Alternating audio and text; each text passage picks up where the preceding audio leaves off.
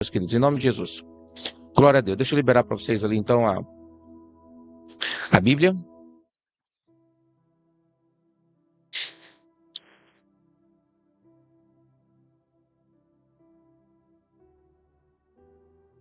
Hoje é 1 Samuel, capítulo 2, né? 1 Samuel, capítulo 2. Amém, queridos. Ó. Versículo 1. Então orou Ana e disse: O meu coração se regozija no Senhor, a minha força está exaltada no Senhor. A minha boca se ri dos meus inimigos, porquanto me alegro na tua salvação. Lembra que Ana, queridos, era esposa de Eucana, né? E que tinha uma outra esposa também chamada Penina, né? A Ana, ela era estéril, não podia ter filho, e a Penina tinha filhos, né? E ela zombava da Ana, né? Essa aqui é que nós lemos ontem, essa história, né? Daí ela estava diante do sacerdote Eli, no templo do Senhor, e ela estava clamando a Deus, né? Se abrindo ao Senhor mesmo, né? Se humilhando na presença do Senhor, abrindo o seu coração. E o profeta achou que ela estava bêbada, né? E repreendeu ela, falou: mulher, nessa hora você está bêbada? Ela falou: não, Senhor, eu não sou filha de Belial, jamais, eu só estou me abrindo ao Senhor. Aí o profeta ficou envergonhado, falou: ai, Deus te conceda o que você pediu. E de fato Deus concedeu mesmo, queridos, né? Ela foi e concebeu e teve um filho chamado Samuel, e ela consagrou ao Senhor. Amém, queridos? Ela vai entregar todos os dias dele ao serviço da obra do Senhor. Olha que linda essa história do Samuel, né? Então agora começa o capítulo 2, é o que nós estamos lendo agora, tá? Versículo 1, ao cântico dela. Então orou Ana e disse: O meu coração se regozija, a minha força está exaltada no Senhor. A minha boca se ri dos meus inimigos, porquanto me alegro na tua salvação. Não há santo como o Senhor, porque não há outro além de ti. E rocha não há nenhuma como o nosso Deus. Não multipliqueis palavras de orgulho, nem saiam coisas arrogantes da vossa boca, porque o Senhor é o Deus da sabedoria e pesa todos os feitos na balança. O arco dos fortes é quebrado, porém os débeis, cingido de força. Os que antes eram fartos, hoje alugam por pão, mas os que andavam famintos não sofrem mais fome. Até a estéril tem 7 filhos, e a que tinha muitos filhos perde o vigor. O Senhor é que tira a vida e a dá. Faz descer a sepultura e faz subir. O Senhor empobrece e enriquece. Abaixa e também exalta. Levanta do pó e desce o monturo, exalta o necessitado para fazer assentar entre os príncipes. Essa passagem aqui é muito conhecida, né? Eu mesmo falo várias vezes, ó. Levanta do pó e desce o monturo, ó. Exalta o necessitado para o fazer assentar entre os príncipes, para o fazer herdar o trono de glória, porque do Senhor são as colunas da terra, e assentou sobre elas o mundo. Olha aqui, mas está vendo uma maneira, né, da visão de alguém cheio do Espírito Santo falando como é o formato da terra, como é construída a terra, tá? Ele guarda os pés dos seus santos, porém os perversos emudecem nas trevas da morte, porque o homem não prevalece pela força. Os que contendem com o Senhor são quebrantados, dos céus troveja contra eles. O Senhor julga as extremidades da terra, dá força ao seu rei e exalta o poder do seu ungido. Então Eucana foi-se a Ramá à sua casa, porém o menino ficou servindo ao Senhor perante o sacerdote Eli. Então aqui ela entregou, queridos, né? Ela entregou o Samuel, né, no templo para servir o sacerdote Eli, para servir a Deus através da vida do sacerdote. Eram, porém, os filhos de Eli, filhos de Belial. Misericórdia. O que era filho? Não era filho de Eli, pastor? Essa expressão, filhos de Belial, que representa pessoas malignas, que não têm temor a Deus, que fazem as coisas sem medir consequências, tá? Então, nós vamos ver algumas vezes essa expressão, filhos de Belial, né? Tem esse significado. E os filhos do sumo sacerdote, ó, eles eram filhos de Belial, não se importavam com o Senhor. Pois o costume daqueles sacerdotes com o povo era que, oferecendo alguém sacrifício, vinha o moço do sacerdote, estando-se cozendo a carne com um garfo de 3 dentes na mão, e metia-o na caldeira, ou na panela, ou no tacho, ou na marmita.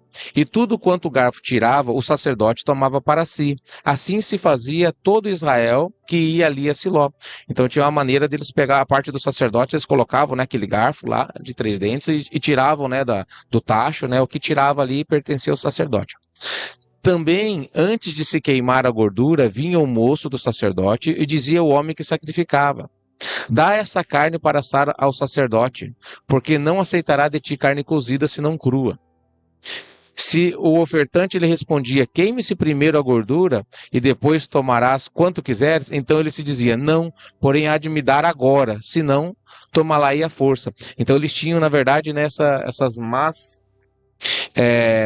manias que eles tinham de fazer, de roubar, né, a oferta que Deus, que as pessoas traziam a Deus. Que isso é muito sério mesmo, né? Meu coração aperta de ver isso aqui, porque as ofertas que o povo levava a Deus era santíssima, né? Era coisa consagrada a Deus, e Deus passava essa oferta santíssima de maneira correta aos sacerdotes e aos levitas. E eles não, eles ainda roubavam, desprezavam, e de uma maneira eles faziam com que as pessoas não tivessem prazer em ofertar ao Senhor, porque eles iam lá e humilhavam, queriam roubar, queriam fazer prevalecer a sua força. Olha que terrível isso, queridos, né? Versículo 17. Era, pois, muito grande o pecado destes moços perante o Senhor, porquanto eles desprezavam a oferta do Senhor. Ou seja, Deus separou algo especial para eles, mas eles desprezavam. Eles escolhiam aquilo que eles queriam receber. Samuel ministrava perante o Senhor, sendo ainda menino, vestido de uma estola sacerdotal de linho. Sua mãe lhe fazia uma túnica pequena, de ano em ano, lhe a trazia, quando com seu marido subia a oferecer o sacrifício anual.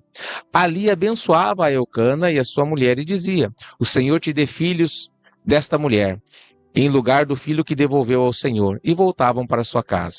Abençoou, pois, o Senhor a Ana, e ela concebeu e teve 3 filhos e 2 filhas, e o jovem Samuel crescia diante do Senhor. Então a Ana, que era estéril, né, muitos anos passando vergonha, porque não podia ter filhos, teve Samuel e consagrou o Senhor, e por causa disso Deus deu mais 3 filhos para ela e 2 filhas, né? Olha como Deus é maravilhoso, né, queridos? Não tem como você fazer algo para Deus e você sair perdendo, isso não existe, tá?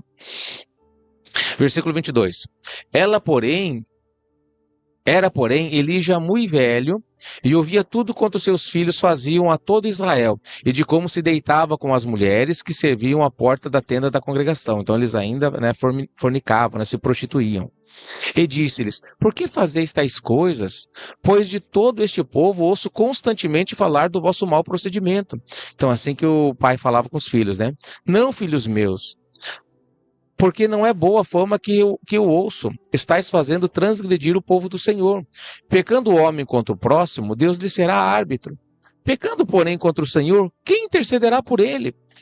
Entretanto, não ouviram a voz de seu pai, porque o Senhor os queria matar. Ou seja, o pecado deles era tão sério que diz que Deus já não colocava o temor mais no coração deles, né? E o pai dele falando: filho, se vocês pecarem contra um homem, Deus ele vai interceder por você. Mas se vocês pecarem contra Deus, quem é que vai interceder por você? Que chance vocês têm de prevalecer contra Deus, né? O Eli falando. Só que o Eli, ele era muito frouxo, queridos, né? Ele devia tomar uma atitude, né? E resolver essa situação, porque eles não podiam ser sacerdotes ali e fazer o que queriam. Mas chegou um tempo que agora já não dava mais tempo, né? Eles cresceram e eles já blasfemavam de Deus e desprezavam as ofertas que o povo levava a Deus, queridos. Era um pecado muito grave perante o Senhor, né? Então aqui já tinha que ter corrigido quando era mais novo, né? Isso aqui vai para mim e para vocês, queridos, né? Que temos, né, a responsabilidade de ser pais e mães, nós temos que corrigir nossos filhos, queridos, tá? Não deixa crescer, não deixa outras pessoas ensinar seus filhos, né? A responsabilidade da criação dos filhos é dos pais, tá? Deus, ele não vai cobrar o professor, até vai cobrar uma parte do professor, dos tutores, mas a responsabilidade, a principal responsabilidade de educar os filhos são dos pais. Então não deixe outras pessoas criarem seus filhos, queridos. Crie teus filhos no temor do Senhor, tá bom, queridos? Faça o possível para você fazer isso, queridos, em nome de Jesus, tá?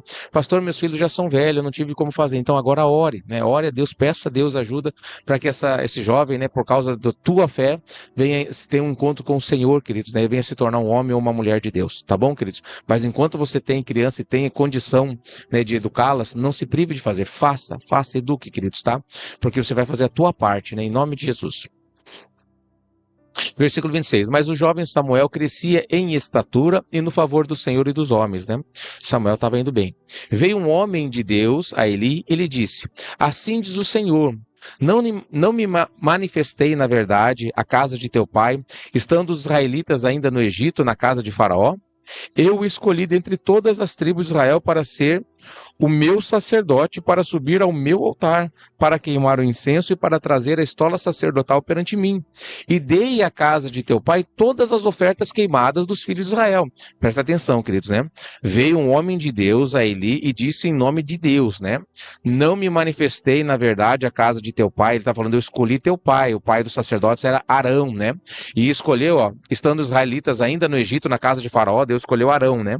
Eu escolhi dentre todas as tribos de Israel para ser o meu sacerdote. Então, os levitas, eles eram ministros de Deus, e dentre os levitas, o sacerdote. Ou seja, Deus deu uma honra muito especial a ele, né?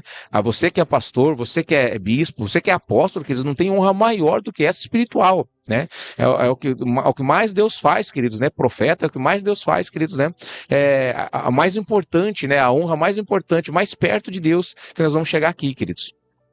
E, pastor, eu posso ser pastor? Não, esse é um chamado, queridos, tá? Então você que é pastor, você que tem esse ministério, né, espiritual, entenda que Deus te escolheu para isso, queridos. Então honre a Deus, é muito especial o teu trabalho, né? É muito, por exemplo, né? O ferreiro, ele tem uma profissão muito importante. O padeiro, né? O padeiro tem uma profissão muito importante. Aquele que faz tecido, né? Aquele que vende, que compra, todo mundo tem uma profissão muito importante. Mas aquele que abençoa espiritualmente, queridos, é separado de Deus. Aos meus olhos, queridos, e eu estou falando isso, eu creio pelo Espírito Santo, né? Eu creio que também aos olhos de Deus, talvez seja a profissão mais importante que exista, porque você vai levar a salvação à vida das pessoas, né? O padeiro leva o pão é necessário, é importante, né? Cada profissão tem a sua, são muito importante, queridos, mas aquele que leva a salvação, queridos, que ministra perante o Senhor, queridos, ao povo de Deus, isso é muito honrado, é muito especial, queridos, né? Não pode ser feito de qualquer maneira, e muito menos ser desprezado.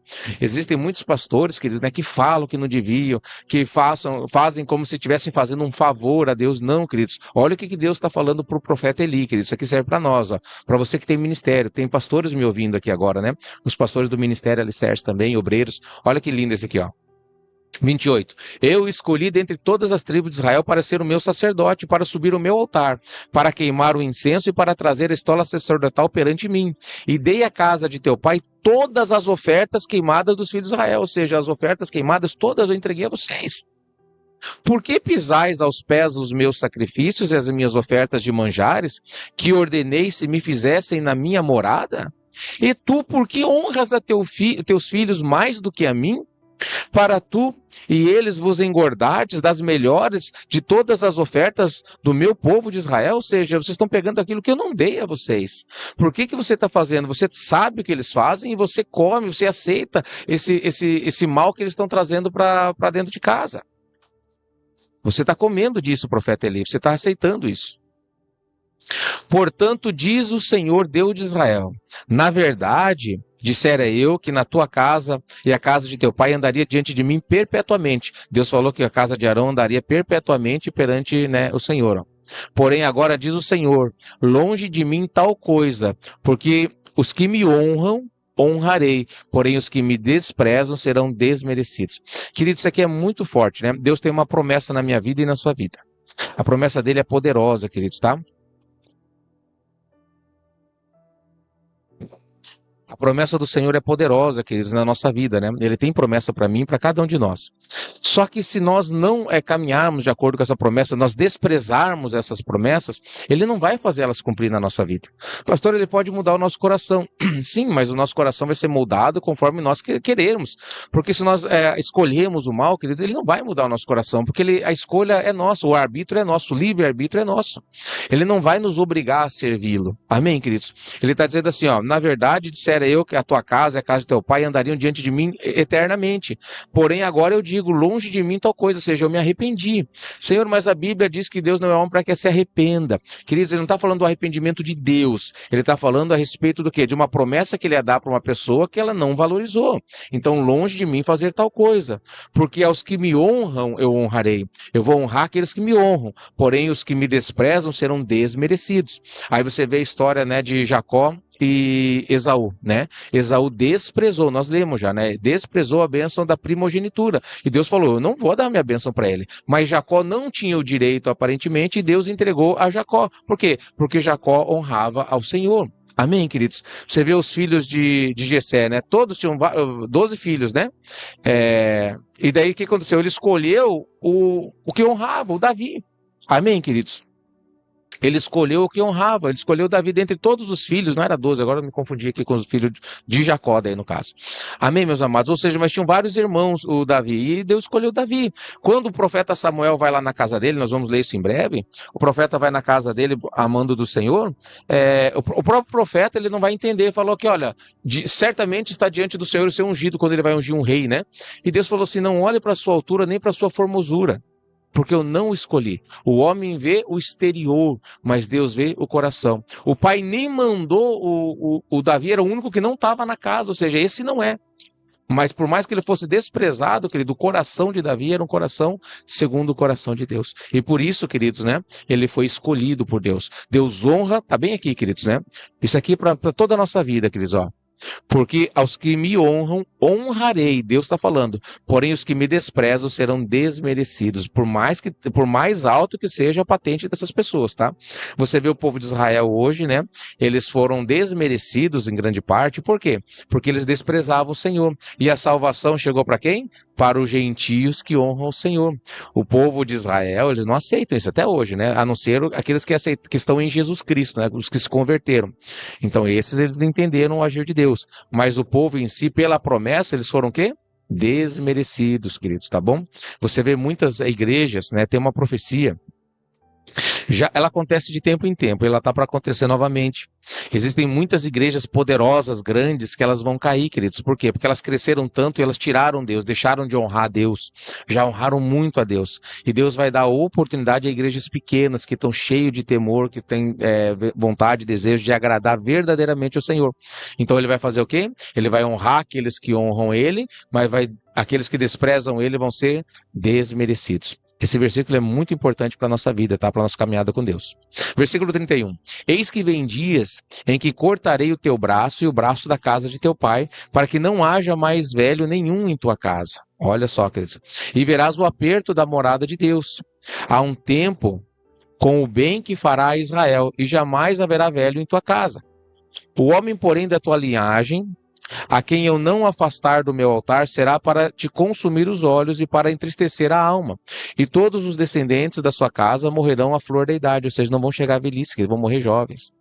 Ser-te-á, por sinal, que sobrevirá a teus 2 filhos, a Hófni e Finéias, ambos morrerão no mesmo dia. Então suscitarei para mim um sacerdote fiel, que procederá segundo o que tenho no coração e na mente. Edificar-lhe-ei uma casa estável, e andará ele diante do meu ungido para sempre. Olha que lindo isso, queridos. Será que todo aquele que resta da tua casa virá inclinar-se diante dele, para obter uma moeda de prata e um bocado de pão. E dirá, rogo-te que me admiras a algum dos cargos sacerdotais, admitas a um dos cargos sacerdotais, para ter um pedaço de pão que coma. Olha que sério o que Deus falou, olha, o que você está fazendo isso, é isso que vai acontecer na sua casa, tá?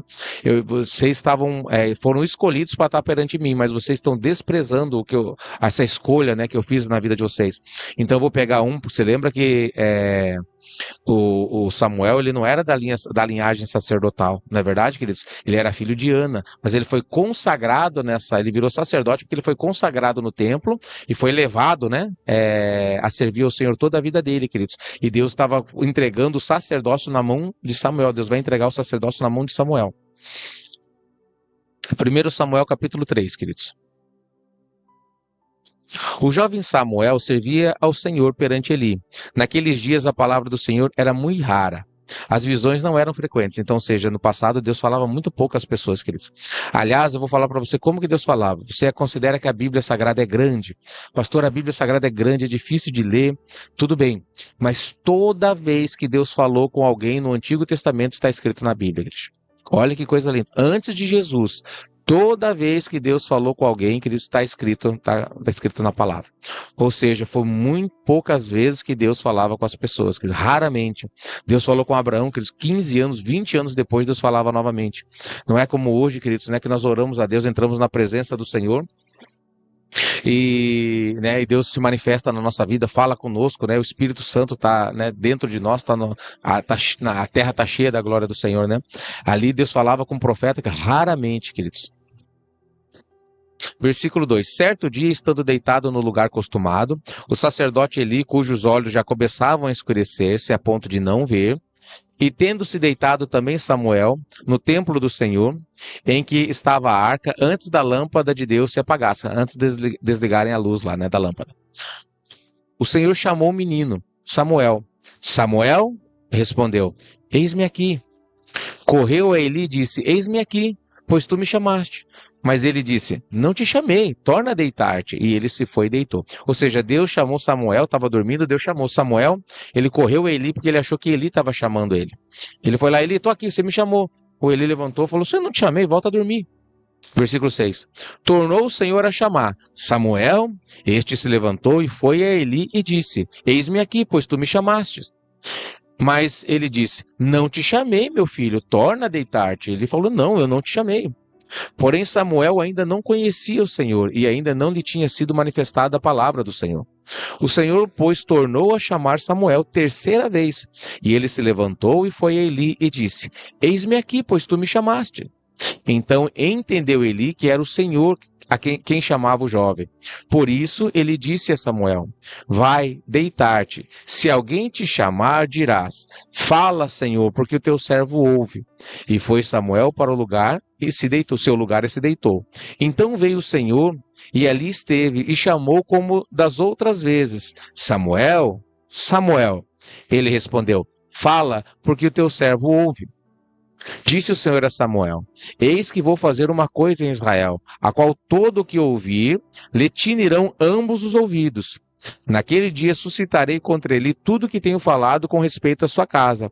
Começarei e o cumprirei, porque já lhe disse que julgarei a sua casa para sempre, pela iniquidade que ele bem conhecia, porque seus filhos se fizeram execráveis e ele não os repreendeu. Olha o que Deus está falando a respeito de Samuel, que os filhos se tornaram terríveis e ele não repreendeu. Pelo contrário, ele comia, né, daquele fruto de roubo, né?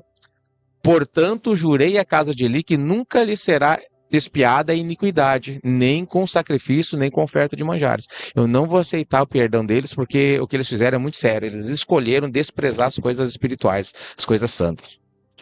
Ficou Samuel deitado até pela manhã, e então abriu as portas da casa do Senhor, porém temia relatar a visão a Eli. Chamou Eli a Samuel e disse: Samuel, meu filho. Ele respondeu: Eis-me aqui. Então ele disse: Que é que o Senhor te falou? Peço-te que não me encubra. Assim Deus te faça o que bem lhe aprouver se me encobrires alguma coisa de tudo que te falou. Né? Ele foi lá e falou: O que Deus falou? Né? Se você mentir para mim, você vai ficar em maldição. Então Samuel lhe referiu tudo e nada lhe encobriu. E disse Eli: É o Senhor, faça o que bem lhe aprouver. Crescia Samuel e o Senhor era com ele, e nenhuma de todas as suas palavras deixou cair em terra. Todo Israel, desde Dan até Berseba, conheceu que Samuel estava confirmado como profeta do Senhor. Continuou o Senhor a aparecer em Siló, enquanto, por sua palavra, o Senhor se manifestava ali a Samuel. Então Deus se manifestava ali por causa de um jovem temente a Deus, né? Samuel capítulo 4, queridos. Veio a palavra de Samuel a todo Israel. Israel saiu a peleja contra os filisteus e se acampou junto a Ebenezer. E os filisteus se acamparam junto a Afeca. Dispuseram-se os filisteus em ordem de batalha para sair de encontro a Israel. E travava a peleja. Israel foi derrotado pelos filisteus, e estes mataram no campo aberto cerca de 4.000 homens. Voltando o povo ao arraial, disseram aos anciãos de Israel: Por que nos feriu o Senhor hoje diante dos filisteus? Eles lembram que eu falei ontem, queridos? Por que nos feriu o Senhor antes dos filisteus? Nunca é por consequência deles, queridos, né? Sempre é culpa do Senhor. Quando as bênçãos vêm, muitas pessoas: Não, é porque eu tive sorte, não é porque eu sou bom, não é porque eu sou, eu sei fazer isso, sei trabalhar, não, é por isso, foi trabalho, foi. As pessoas dificilmente, né? As pessoas de Deus que honram a Deus, né? Mas quando vem as desventuras, né, as coisas que não são boas, não, é culpa de Deus. Por que Deus fez isso, né? Deus que fez isso. tragamos de Siló a arca da aliança do Senhor para que venha no meio de nós e nos livre das mãos dos nossos inimigos. Eles falaram, Deus nos fez perder. Vamos lá e buscar a arca da aliança e trazer para a batalha. Isso era proibido, queridos. Mandou, pois, o povo trazer de Siló a arca do Senhor dos Exércitos, entronizado entre os querubins. Os 2 filhos de Eli, Hofni e Finéias, estavam ali com a arca da aliança de Deus.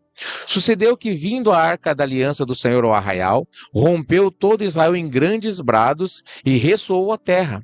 Ou seja, eles levaram a arca, queridos, né? E quando o povo de Israel, né, viu a arca, eles ficaram, né? Meu Deus, Deus veio lutar por nós, porque a arca representava o próprio Deus.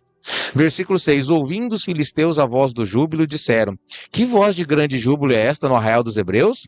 Então souberam que a arca do Senhor era vinda ao arraial, e se atemorizaram os filisteus e disseram, os deuses vieram ao arraial, e diziam mais, ai de nós, que tal jamais sucedeu antes. Eles nunca tinham visto o povo de Israel levar a arca para a batalha para o meio do arraial.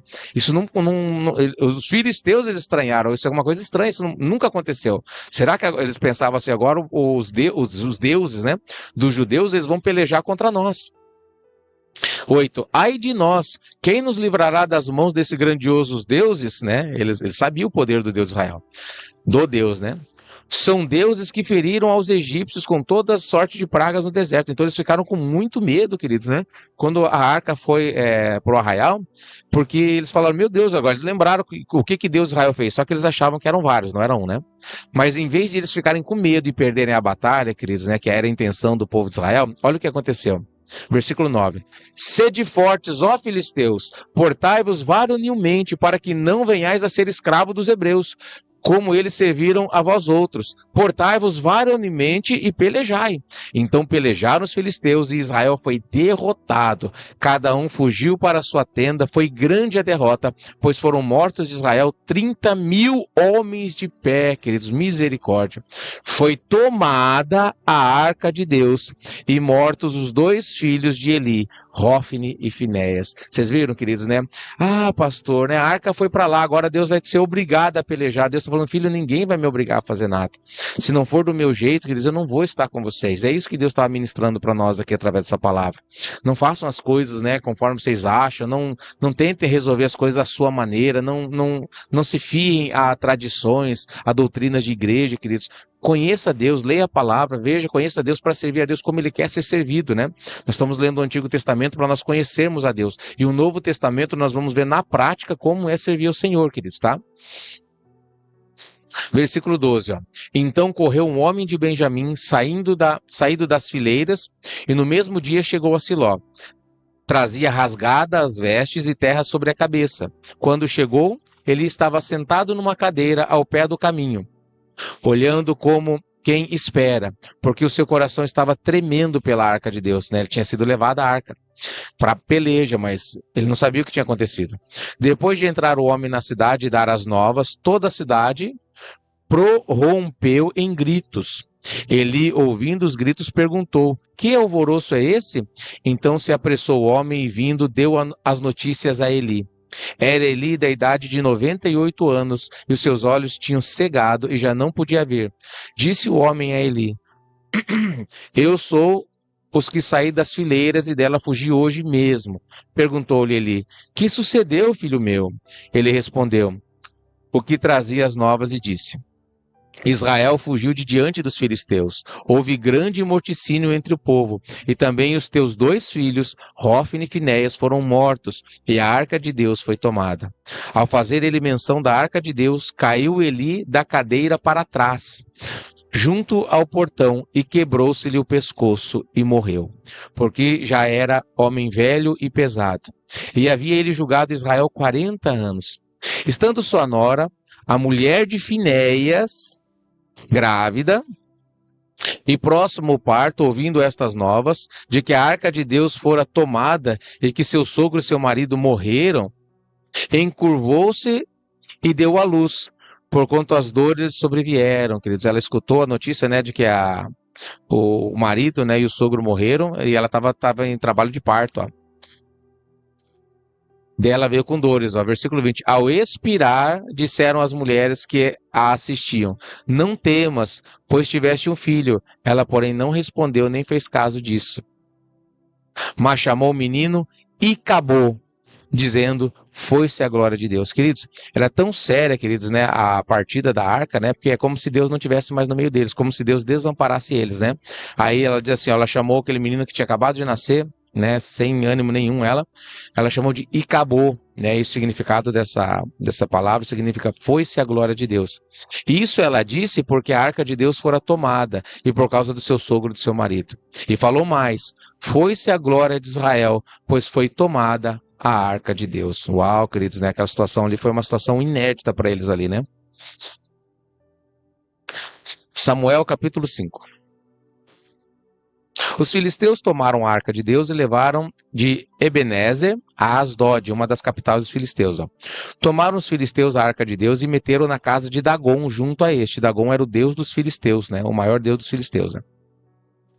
Levantando-se, porém, de madrugada os de Asdod, no dia seguinte, eis que estava caído Dagom com o rosto em terra, diante da arca do Senhor. Tomaram-no e tornaram a pô-lo no seu lugar. Olha que interessante isso aqui, queridos, né? Eles pegaram a arca, levaram para a cidade, para Asdod. Lá tinha um templo, né, a Dagom, e eles colocaram aquela arca diante do templo de Dagom, como fosse assim, ó, o meu Deus Dagom venceu o Deus dos hebreus, nossos inimigos, o Deus que destruiu os filisteus, os egípcios, o Deus que fez todas essas obras grandiosas, abriu o Mar Vermelho, o Jordão, destruiu Jericó. Nós vencemos, o nosso Deus venceu sobre esse Deus, amém, queridos? Mas eles não sabiam que era só desobediência do povo de Israel que permitiu que a arca estivesse lá, e Deus vai mostrar isso para eles agora. Eles colocaram lá a Arca da Aliança e quando eles foram de madrugada no dia seguinte lá, o Dagom, a estátua do Dagom estava caída, prostrada perante a Arca do Senhor. Ou seja, ela não ia ficar prevalecendo perante o Senhor, o único e verdadeiro Deus. E eles fizeram o quê? Eles precisaram pegar, tomar e tornar pôr no seu lugar. Você vê, né, que a Arca da Aliança, ela foi levada ali ao Deus estranho e ela não precisou fazer nada para prostrar Dagom, né? Ela simplesmente o prostrou. Ninguém precisou ajudar ela, ninguém precisou cortar o Dagom e deixar ela prostrada para dizer que a Arca prevaleceu ou o Deus de Israel prevaleceu. Mas Dagom precisou que todos os homens fossem lá, levantassem ele e amarrassem ele de novo aquela estátua de pedra no lugar, queridos. Vocês estão entendendo o que Deus está fazendo, o que Deus está ministrando na nossa vida e estava ministrando a eles? Versículo 4. Levantando-se de madrugada no dia seguinte pela manhã, eis que Dagom jazia caído de bruços diante da arca do Senhor. A cabeça de Dagom e suas duas mãos estavam cortadas sob o limiar. Dele ficara apenas o tronco, ou seja, ele cortou, queridos, né, as mãos e a cabeça da estátua de Dagom. Caiu agora com a cabeça e as mãos cortadas, ou seja, não foi um acaso, né? Porque eles acharam que o acaso que a estátua caiu, eles levantaram, e agora cabeça cortada e as mãos cortadas. Por isso os sacerdotes de Dagom e todos que estavam no seu templo não lhe pisam o limiar em Asdod até o dia de hoje. Então eles têm a superstição deles lá, né? Porém a mão do Senhor castigou duramente toda a cidade de Asdod, ó, e os assolou e os feriu com tumores, tanto em Asdod como no seu território. Vendo os homens de Asdod, que assim era, disseram: não fique conosco a arca do Deus de Israel, pois a sua mão é dura sobre nós e sobre Dagom, nosso Deus. Pelo que enviaram mensageiros e congregaram a si todos os príncipes dos filisteus e disseram: que faremos a arca do Deus de Israel? Responderam: seja levada a arca do Deus de Israel até Gate, e depois de cidade em cidade. E a levaram até Gate. Depois de a terem levado, a mão do Senhor foi contra aquela cidade, com muito grande terror, pois feriu os homens daquela cidade, desde o pequeno até o grande, e lhes nasceram tumores. Então enviaram a arca do Deus a Ecrom. Sucedeu, porém, que em lá chegando, os ecronitas exclamavam, dizendo: transportaram até nós a arca do Deus de Israel para nos matarem, a nós e ao nosso povo? Então enviaram mensageiros e congregaram a todos os príncipes dos filisteus e disseram: devolvei a arca de Deus de Israel e torne para o seu lugar, para que não mate nós e nem nosso povo. Porque havia terror de morte em toda a cidade, e a mão de Deus castigara duramente ali, queridos. Olha só o que Deus fez, queridos, né? Eles levaram a arca achando que era um troféu de guerra, né? um despojo de guerra, né? E a derrota completa do Deus de Israel, poderoso Deus de Israel. Mas na verdade, você vê que Deus castigou cada cidade, ao ponto de eles falarem assim: não leva de volta, entrega essa arca de volta, porque todos nós vamos morrer. Os homens que não morriam eram atingidos com tumores, e o clamor da cidade subiu até o céu, queridos. Olha a destruição, queridos, que aqueles homens levaram para a sua vida, né? Para sua casa. 1 Samuel capítulo 6. 7 meses teve a arca do Senhor na terra dos filisteus. 7 meses ficou lá. Estes chamaram os sacerdotes e os adivinhadores e lhe disseram: que faremos a arca do Senhor? Fazei-nos saber como a devolveremos para o seu lugar. E responderam eles: quando enviardes a arca do Deus de Israel, não a envieis vazia, porém enviá-la-eis a seu Deus com uma oferta pela culpa. Então sereis curados e sabereis, porque a sua mão não se tira de vós. Então disseram: qual será a oferta pela culpa que havemos de apresentar? Responderam: segundo o número dos príncipes dos filisteus, 5 tumores de ouro e 5 ratos de ouro, porquanto a praga é uma e a mesma sobre todos vós e sobre todos os vossos príncipes, né? Então ratos para todo lado e tumores, né? Então eles fariam 5 tumores e 5 ratos de ouro, segundo as 5 cidades, que era o nome dos príncipes, né? Versículo 5. Fazei umas imitações de vossos tumores e dos vossos ratos que andam destruindo a terra, e dai glória ao Deus de Israel. Os inimigos tiveram que dar glória ao Deus de Israel. Porventura aliviará sua mão de cima de vós e do vosso Deus e da vossa terra. Por que, pois, endureceríeis o coração, como os egípcios e Faraó endureceram o coração? Porventura, depois de os haver tratado tão mal, não os deixaram ir e eles não se foram? Ou seja, os filisteus, eles aprenderam uma lição que os egípcios aprenderam, né, com muita dificuldade, né? Por que nós vamos endurecer o nosso coração e achar que nós somos mais fortes que o Deus de Israel, sendo que ele fez aos egípcios? Não vamos fazer isso. Vamos pedir perdão para ele, vamos devolver a arca dele, porque nós não queremos morrer. Olha que lindo esse aqui, queridos, né? Às vezes você vê, meus amados, é que os incrédulos, nesse caso os filisteus, eles às vezes têm mais temor a Deus, o Deus de Israel, do que o próprio povo de Israel, que chamava outros deuses para servir, né? Eles não tinham o verdadeiro Deus, mas Israel tinha, e Israel desprezava o verdadeiro Deus. E os filisteus temiam, sabiam que o Deus de Israel era muito poderoso. Olha que interessante isso, queridos, né? Às vezes tem pessoas nas igrejas que elas não temem mais a Deus. Elas fazem como se Deus não estivesse vendo, elas falam, elas agem, elas, né, caminham como se Deus não estivesse vendo, como se não fossem prestar contas. Ao passo que pessoas que não estão nas igrejas, queridos, às vezes temem mais a Deus do que pessoas da igreja. Elas não mentem, elas não roubam, não, elas honram a sua palavra, porque é importante ela honrar a palavra. Vocês estão entendendo, queridos? Ou seja, tem mais temor de Deus, que é a justiça, Deus é a verdadeira justiça, do que muitas pessoas dentro das igrejas, queridos. Isso é importante, isso aqui, ó. Versículo 7. Agora, pois, fazei um carro novo. Tomai 2 vacas com crias, sobre as quais não pôs ainda jugo, e atai-as ao carro. Seus bezerros levá-lo-eis para casa.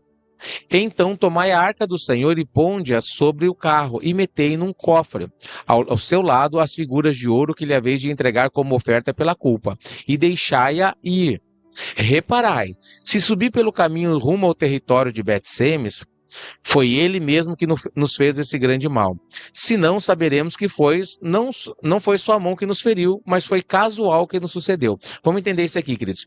Pega 2 vacas novas que têm crias, né? Crias novas, que nunca puxaram carroça. E vocês vão pegar os filhos e vão colocar na casa, né? No estábulo lá. E daí o que acontece? Quando vocês soltar as vacas com crias, né? Se elas irem direto a Bet-Semes, significa que foi Deus, que Bet-Semes é a cidade de Israel. Significa que foi Deus que nos castigou. Mas se elas agirem por instinto natural e voltar para as crias, ou seja, eu quero ficar junto às minhas crias e voltar para casa, aí não foi nada, foi só um acaso, não, na verdade não foi o verdadeiro Deus que fez isso conosco. Eles fizeram ainda essa situação, né? Esse teste, né? Versículo 10. Assim fizeram aqueles homens e tomaram 2 vacas com crias e as ataram ao carro, e seus bezerros encerraram em casa. Puseram a arca do Senhor sobre o carro, como também o cofre, com os ratos de ouro e com as imitações dos tumores. As vacas se encaminharam diretamente para Bet-Semes, e andando e berrando, seguiam sempre pelo mesmo caminho, sem se desviarem nem para a direita nem para a esquerda. Os príncipes dos filisteus foram atrás delas até o território de Bet-Semes. Andavam os de Bet-Semes fazendo a cega do trigo no vale, e levantaram os olhos e viram a arca, e vendo-a se alegraram. O carro veio ao campo de Josué, o Bet-Semita, e parou ali onde havia uma grande pedra. Fenderam a madeira do carro e ofereceram as vacas ao Senhor em holocausto. Os levitas desceram a arca do Senhor, como também o cofre que estava junto a ela, em que estavam as obras de ouro, e puseram sobre a grande pedra. No mesmo dia, os homens de Bet-Semes ofereceram holocaustos e imolaram sacrifícios ao Senhor. Viram aquilo os 5 príncipes dos filisteus, e voltaram para Ecrom no mesmo dia. São estes, pois, os tumores de ouro que enviaram os filisteus ao Senhor como oferta pela culpa. Asdod, Gaza, outro, Asquelon, Gate, Ecrom. Amém, queridos? Como também os ratos de ouro, segundo o número de todas as cidades dos filisteus, pertencentes aos 5 príncipes, desde a cidade forte até as aldeias campestres. A grande pedra sobre a qual puseram a arca do Senhor está até o dia de hoje no campo de Josué, o Bet-Semita. Feriu o Senhor os homens de Bet-Seme. Por quê, pastor? Porque olharam para dentro da arca do Senhor. Queridos, olha como o povo de Israel não teme a Deus. O povo filisteu levou a arca para lá, nem mexeu, colocou a arca no Deus, no Deus deles, né, o santuário de Dagon. Viram como ele castigou, levavam de cidade em cidade para ver se era uma coincidência, mas entenderam que era Deus, fizeram uma oferta pela culpa, não colocaram dentro da arca, colocaram num cofre do lado, né? Leva isso aqui como oferta pela culpa e devolva essa arca para o dono dela. Devolva, nós não queremos essa arca. E o povo de Israel foi lá, sabia que só os sacerdotes levitas podiam mexer na arca, queridos, né? E eles foram lá e abriram a arca para ver a arca. Era extremamente proibido. E o que eles fizeram? Feriu o Senhor os homens de Bet-Seme porque olharam para dentro da arca. Assim feriu deles 70 homens. Então o povo chorou por quanto o Senhor fizera tão grande morticínio entre eles. Por que eles não temem a Deus? Por que não honram a Deus? Por que não têm dificuldade de obedecer a Deus, queridos? Então disseram os homens de Bet-Semes: quem poderia estar perante o Senhor, o Deus Santo, e para quem subirá de nós? Enviaram, pois, mensageiros aos habitantes de Quiriate Jearim, dizendo: os filisteus devolveram a arca do Senhor. Descei, pois, e fazei subir para vós outros. Tira ela daqui que nós estamos com medo. Não era só não abrir, queridos. Avisar, sim, os sacerdotes e não abrir. Então vieram os homens de Quiriate Jearim e levaram a arca do Senhor à casa de Abinadab, no outeiro, e consagraram Eleazar, seu filho, para guardar a arca do Senhor. Sucedeu que, desde aquele dia, a arca ficou em Quiriate Jearim, e tantos dias se passaram que chegaram a 20 anos. Então ficou lá na casa, né, desse homem lá, em Quiriate Jearim, 20 anos a arca. E toda a casa de Israel dirigia lamentações ao Senhor. Falou Samuel a toda a casa de Israel, dizendo: se é de todo o vosso coração que voltais ao Senhor, tirai dentre vós os deuses estranhos e os astarotes, e preparai o coração ao Senhor, e servi a Ele só, e Ele vos livrará das mãos dos filisteus, né? O Samuel falou: pessoal, para com isso, para com a idolatria, para de servir outros deuses, vocês conhecem a Deus, Deus já mostrou como Ele quer ser servido, para de brincar com as coisas santas, queridos, né? A palavra de Samuel é a mesma coisa para mim hoje e para vocês, queridos, né? Não brinque com as coisas de Deus, queridos, né? Se você errar, queridos, peça perdão, se conserte, não justifique seu erro falando que tem pessoas que fazem coisas piores, não faça isso, queridos, né? Porque você não vai apresentar essa justificativa para Deus, essa não vai valer, você não vai se justificar falando essas coisas. Olha, Senhor, sabe por que eu não fiz? Porque meus filhos isso. Ah, não, porque aquilo, porque eu passei necessidade, queridos. Não, queridos, a palavra de Deus vai julgar vocês no último dia. Jesus disse: não pense que eu vim para condenar vocês, eu não vim para condenar, julgar, eu vim para salvar.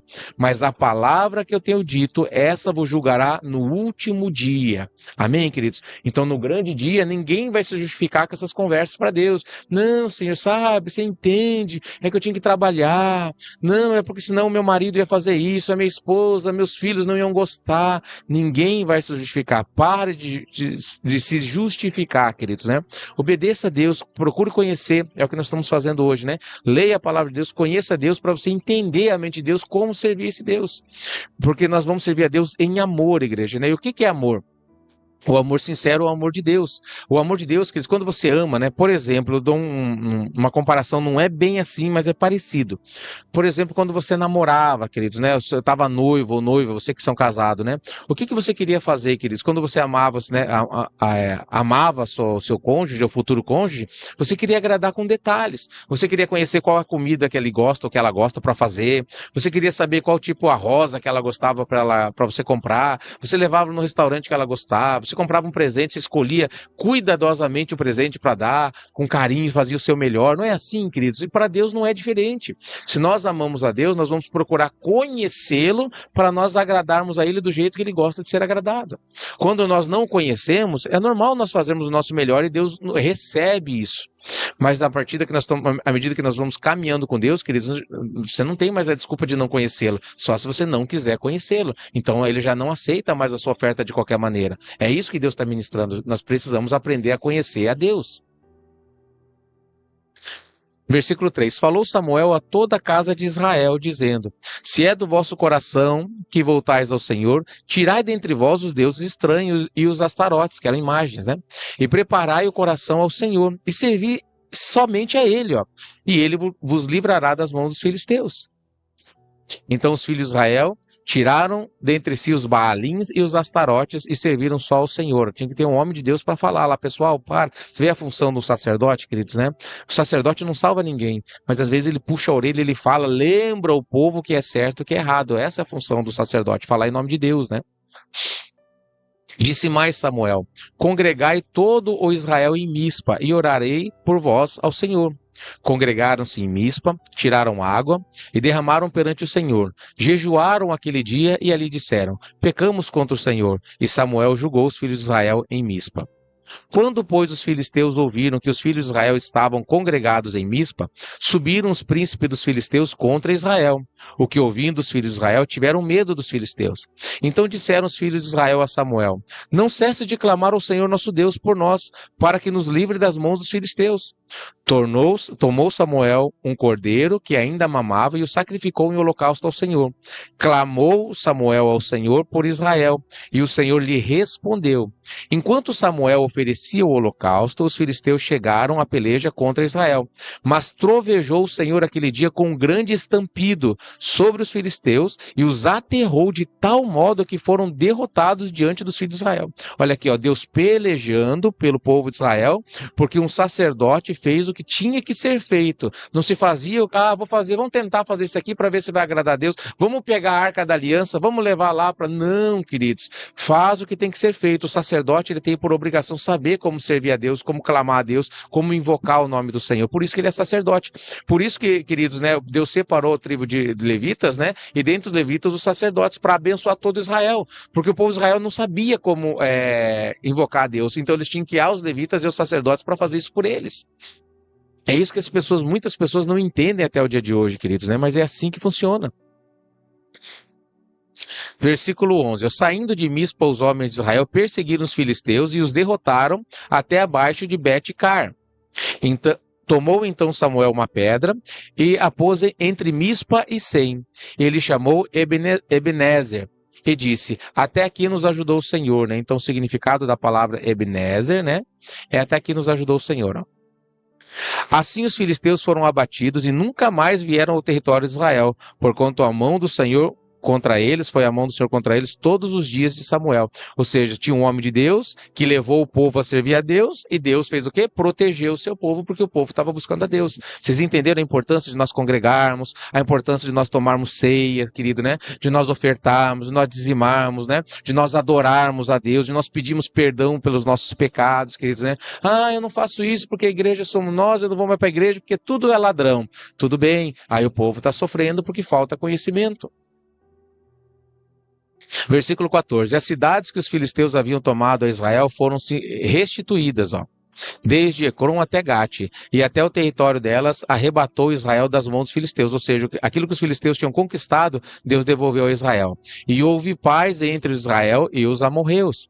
E julgou Samuel todos os dias de sua vida a Israel. Você vê que Samuel teve toda a vida dele, ele julgou Israel. Foi um juiz em Israel. De ano em ano fazia uma volta, passando por Betel, Gilgal e Mispa, e julgava Israel em todo esse território. Porém, voltava a Ramá, porque sua casa estava ali, onde julgava Israel, e onde edificou um altar ao Senhor. Amém, queridos? Olha que linda essa história, meus amados, né? Enquanto um homem de Deus estava lá servindo a Deus, sabia como buscar Deus, levou o povo a buscar Deus, ensinou o povo a buscar Deus. Aí Deus fez o quê? Ele estendeu de novo suas asas e abençoou, protegeu e defendeu o povo de Israel, queridos. Mas quando o povo de Israel fazia as coisas do jeito deles, o que Deus fazia? Deus se afastava. Não é do meu jeito, não é do seu jeito, queridos. Tem esse entendimento, né? Sempre coloca no teu coração, é do jeito de Deus, que nós precisamos aprender a servir a Deus do jeito de Deus. Vamos ler mais um capítulo, igreja, para nós dar mais uma adiantada? Agora são 11h31, vamos ler mais o capítulo 8. Tendo Samuel envelhecido, ele constituiu seus filhos por juízes sobre Israel. O primogênito chamava-se Joel e o segundo Abias, e foram juízes em Berseba. Porém, seus filhos não andavam pelos caminhos dele, antes se inclinaram à avareza, aceitaram subornos e perverteram o direito. Eles estavam cometendo os mesmos erros de Hofni e Finéias, que é semelhante, né? Já estavam chegando a cometer, ainda não tinham cometido, mas já estavam desprezando as ofertas do Senhor, queridos. Então os anciãos, todos de Israel, se congregaram e vieram a Samuel a Ramá e lhe disseram: vê, já estás velho, e teus filhos, não andam pelos teus caminhos. Constitui-nos, pois, agora um rei sobre nós, para que nos governe, como tem todas as nações. Olha que coisa interessante, queridos. Aqui tem algo muito, muito especial. Essa passagem parece que ela é bem normal. Olha, o povo de Israel, Samuel já estava velhinho, o povo amava Samuel, mas os filhos deles, eles eram avarentos, de novo, estavam cometendo injustiça, né? Aí Israel não queria passar por aquilo que passou com Hofni e Finéias, e em vez deles, confiar em Deus, buscar em Deus a direção, eles agiram por conta própria. E olha o que eles falaram. Eu vou ler de novo isso aqui, que isso aqui é muito importante. Eles falaram para Samuel: vê, Samuel, você já está velho e teus filhos não andam pelos teus caminhos. Constitui-nos, pois, agora um rei sobre nós, para que nos governe, como tem todas as nações. Olha isso aqui, queridos. Como tem todas as nações. O povo de Deus não é igual às outras nações, tá? Você não é igual aos outros, queridos, tá? Existem muitas religiões, mas o evangelho não é uma religião. O evangelho é o poder de Deus para a salvação daquele que crê. Não se compare, queridos. Não pense que vocês têm que ser igual aos outros. Não tenha inveja daquele que prospera, queridos. Não tenha inveja daquele que aparentemente está vivendo uma vida boa. Pelo contrário, creia que Deus tem o melhor para você e no tempo certo ele vai fazer acontecer, queridos, né? Isso aqui foi muito sério que eles fizeram. Vamos ver, Porém, esta palavra não agradou Samuel quando disseram: dá-nos um rei para que nos governe. Então, o que faz um homem de Deus? Samuel orou ao Senhor. Não, pastor, é claro, porque Samuel não queria que seus filhos fossem desprezados. Ele queria colocar os seus filhos, dar uma boquinha, entre aspas, para os seus filhos, eles terem dinheiro, ter autoridade em Israel. Não, querido, Israel é um homem de Deus. E as pessoas, elas pensam isso mesmo. Versículo 7. Disse o Senhor a Samuel: atende a voz do povo em tudo quanto te diz, pois não te rejeitou a ti, mas a mim, para eu não reinar sobre ele. Vocês entenderam agora a importância daquilo que eles falaram, queridos? Era só nós fomos lá pedir ao Samuel para ele ungir um rei sobre nós, para nós sermos como as outras nações. Sabe por quê? Porque nós temos um motivo muito bom. Os filhos dele, os filhos de Samuel, não são tementes a Deus como Samuel é. Olha que eles tinham uma desculpa para poder pedir isso. Mas essa desculpa, queridos, era o próprio Satanás dizendo para eles assim: nós não queremos mais confiar em Deus, nós queremos confiar num homem. Vocês estão entendendo o que aconteceu? Aí Deus disse a Samuel: atende a voz do povo, Samuel. Tudo quanto te diz, eu não vou ser o Deus deles se eles não quiserem. É isso que Deus está falando. Eles não rejeitaram a ti, Samuel, eles te amam. Mas eles rejeitaram a mim, para que eu não reine mais sobre eles. Olha o desabafo de Deus. Segundo todas as obras que fez, desde o dia em que o tirei do Egito até hoje, pois a mim me deixou, e a outros deuses serviu, assim também o faz a ti. Agora, pois, atende a sua voz. Porém, adverte-o solenemente e explica-lhe qual será o direito do rei que houver de reinar sobre ele. Referiu Samuel todas as palavras do Senhor ao povo, que ele pediu um rei, e disse: Este será o direito do rei que houver de reinar sobre vós. Ele tomará vossos filhos e os empregará no serviço dos seus carros e como seus cavaleiros para que corram adiante dele. Ou seja, Deus está falando, eles querem um rei, né? Então tá bom, esse aqui vai ser o direito do rei. Ele vai pegar os filhos e vai colocar eles no serviço deles, ó.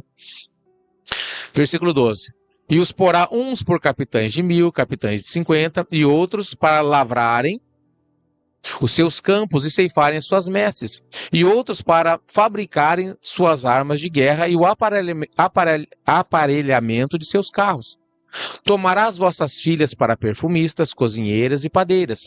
Tomará o melhor das vossas lavouras e das vossas vinhas e dos vossos olivais, e os dará aos seus servidores. As vossas sementeiras e as vossas vinhas dizimará para dar aos seus oficiais e aos seus servidores. Também tomará os vossos servos e as vossas servas, e os vossos melhores jovens e os vossos jumentos, e os empregará no seu trabalho. Dizimará o vosso rebanho, e vós lhe serei por servos. Então, naquele dia clamareis por causa do vosso rei que houverdes escolhido, mas o Senhor não os ouvirá naquele dia. Diga misericórdia, querido. Você vê que interessante isso, né? O povo de Israel, sabe por que vocês estão passando essas lutas? Porque vocês são teimosos, né? Igreja, povo de Deus hoje, sabe por que vocês passam luta? Porque vocês são teimosos. As pessoas têm dificuldade de buscar Deus, de confiar em Deus, de conhecer a Deus, mas elas ficam assim, não, alguém faça isso por mim, né? O apóstolo Pastor Júnior, o fulano, ele não, queridos, né? O único que tem a salvação é o Senhor Jesus Cristo, queridos. É importante o homem de Deus para levar as pessoas a Deus, não para ser um intercessor entre Deus e os homens, queridos, né? O único intercessor é Jesus Cristo. Amém, queridos? Então, olha o que Deus está falando. Então, naquele dia, clamareis por causa do vosso rei que vocês escolheram, mas o Senhor não vos ouvirá naquele dia. Ou seja, vocês vão perder o que vocês têm, vocês vão. Você vê que hoje a gente fala muito hoje, o imposto está muito caro, é o que nós escolhemos, queridos, né? Porque, pastor, em todo lugar, ó, lá no Oriente Médio a luta é grande, lá na África, na Ásia, né, o islamismo é diferente, aqui na América, lá na Oceania. Queridos, cada um fez a sua escolha. Hoje você tem a oportunidade de deixar Deus reinar sobre a sua vida e está debaixo da autoridade de Deus em Jesus Cristo. Nós vamos entender isso aqui mais para frente, queridos, mas eu vou te dar uma adiantada. Você pode se libertar disso. Não é que você não vai pagar suas contas, o seu imposto, porque lembra que o próprio Senhor Jesus, o Pedro falou, olha, estão cobrando a Receita Federal estão cobrando o meu imposto e o do Senhor também, Jesus. E Jesus falou o quê? Não vai pagar nada porque eu sou maior que eles. Não. Vai lá, Pedro, vai lá e pesca. E o primeiro peixe que você encontrar, abre a boca dele que vai ter lá o meu tributo e o seu tributo. Ele está falando, filho, não é que você vai desobedecer a ordem do mundo, você escolheu isso, mas eu vou fazer com que você consiga fazer isso, que você pague isso de maneira sobrenatural. Estou te dando isso aqui para você viver, né, buscar isso, viver isso da parte de Deus, queridos, tá? Mas nós vamos falar mais sobre isso mais futuramente, quando chegar no Evangelho. Versículo 19. Porém, o povo não atendeu à voz de Samuel e disse, não, mas teremos um rei sobre nós. Mesmo o Samuel falando, olha, vai ser assim, pessoal. Não, nós queremos um rei, nós já estamos decididos. Para que vocês querem um rei? Para que sejamos como todas as outras nações. Queridos, isso aqui é mais uma vez um tapa em Deus, né? Vamos dizer assim, no coração de Deus, né? Puxa vida, né? Eu separei eles e eles querem ser como os outros. Misericórdia. Para que sejamos como as outras nações. O nosso rei poderá governar-nos, sair adiante de nós e fazer nossas guerras. Ouvindo, pois, Samuel todas as palavras do povo, as repetiu perante o Senhor. Então o Senhor disse a Samuel, atende a sua voz, estabelece-lhe um rei. Samuel disse aos filhos de Israel, volte cada um para a sua cidade, né? Ou seja, depois nós vamos resolver essa situação. Amém, queridos? Agora são 11h39, né? Glória a Deus, queridos. Toma posse, meus amados, então, dessa palavra. Em nome do Senhor Jesus Cristo, né? Eu não vou passar as notícias, como eu falei, queridos, tá? No início do programa eu expliquei porquê. A partir de segunda-feira, né? Eu vou só ministrar a oração no início do programa, a oração com água, copo com água, e daí a palavra, queridos, palavra. Não vou colocar mais notícias para a gente não perder o nosso canal aí e acabar ficar sem poder concluir essa obra aí que é a leitura da Bíblia completa. Amém, queridos? Glória a Deus por isso.